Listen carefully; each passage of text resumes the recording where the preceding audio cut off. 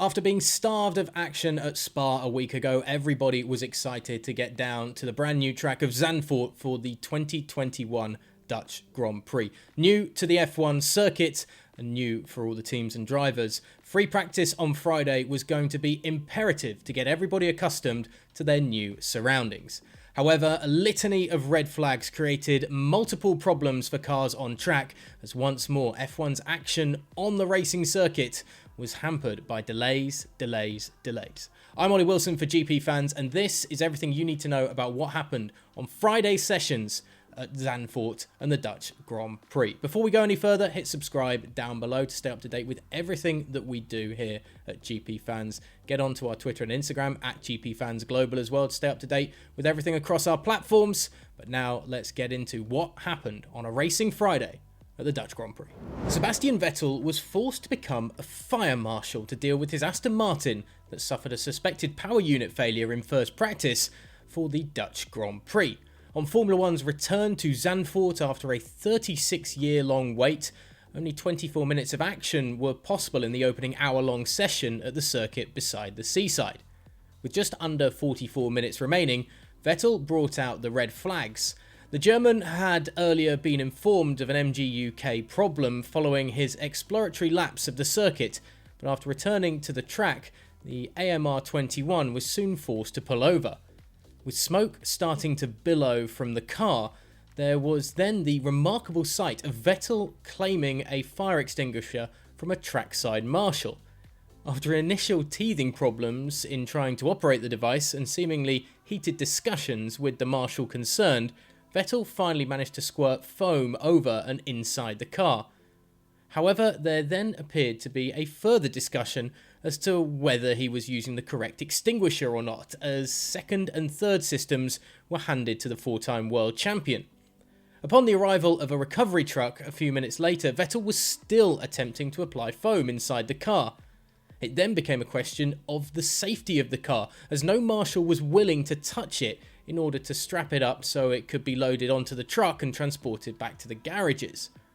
It was not until a specially suited team member with a device to measure any likely electrical discharge had given the all clear that the car could finally be removed, with the track only going green again with 6 minutes remaining in the session.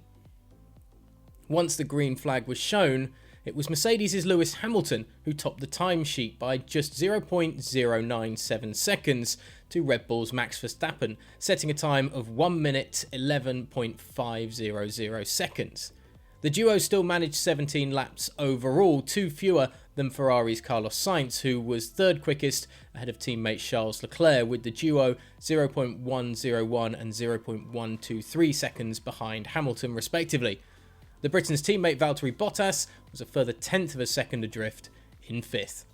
So difficulties in FP1 getting cars on the track for an extended period of time. How would FP2 compare on Friday afternoon? Well, Lewis Hamilton managed just 5 minutes on track in second practice for the Dutch Grand Prix as Mercedes suffered its second power unit issue of the day.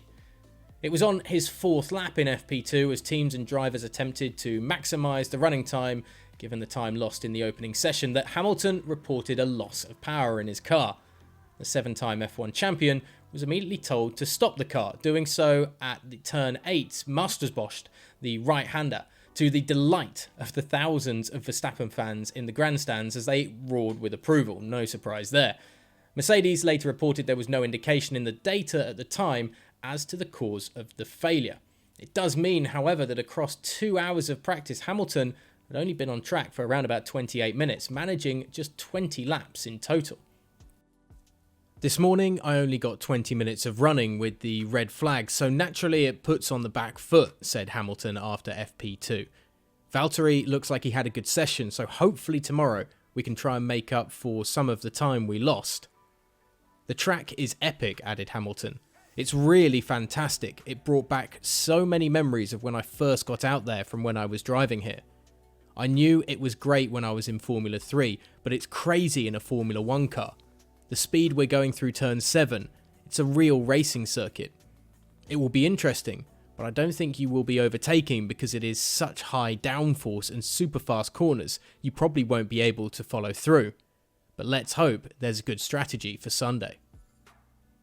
After another 8-minute delay, the cars were then back on track for only 16 minutes when the red flags were out again. On this occasion, Nikita Mazepin lost the rear of his Haas on entry into the fast right-left kink of turns 11 and 12, going on to beach his car in the gravel and leading to another 5 minutes lost.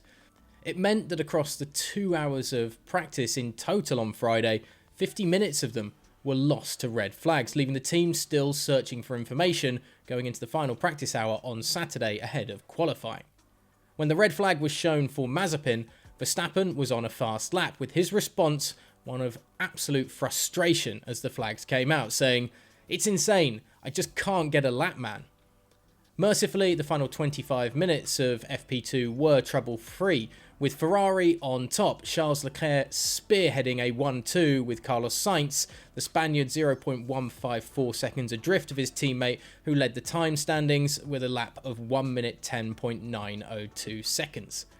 Verstappen had to settle for 5th quickest on the timesheet, 0.362 seconds adrift, with Alpine's Esteban Ocon and Valtteri Bottas in his Mercedes ahead of him.